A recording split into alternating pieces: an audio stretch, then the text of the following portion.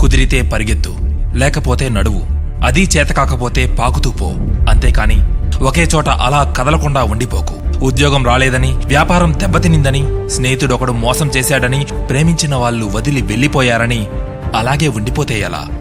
దేహానికి తప్ప దాహానికి పనికిరాని ఆ సముద్రపు కెరటాలే ఎగసి ఎగసి పడుతుంటే తలుచుకుంటే నీ తలరాత ఇంతే అన్నవాళ్లు కూడా నీ ముందు తలదించుకునేలా చేయగల సత్తా నీది. అలాంటిది ఇప్పుడొచ్చిన ఆ కాస్త కష్టానికే తలంచేస్తే ఎలా? సృష్టిలో చలనం ఉన్నది ఏదీ ఆగిపోకూడదు. పారే నది, వీచే గాలి, ఊగే చెట్టు, ఉదయించే సూర్యుడు, అనుకున్నది సాధించాలని నీలో కసి కసిగా ప్రవహిస్తుందే ఆ నెత్తురుతో సహా ఏదీ ఆగిపోవడానికి వీల్లేదు.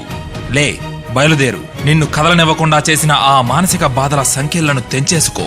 పడ్డ చోట నుండే పరుగు మొదలెట్టు. నువ్వు పడుకునే పరుపు నిన్ను ఛేదరించుకోకముందే బద్ధకాన్ని వదిలేయి. నీ అద్దం నిన్ను ప్రశ్నించకముందే సమాధానాన్ని వెతుక్కో. నీ నీడ నిన్ను వదిలేయకముందే వెలుగులోకి వచ్చేయి. మళ్ళీ చెప్తున్నా, కన్నీళ్లు కారిస్తే కాదు, చెమట చుక్కని చిందిస్తేనే చరిత్రను రాయగలవని తెలుసుకో. చదివితే ఇది పదాలు మాత్రమే, ఆచరిస్తే అస్త్రాలు.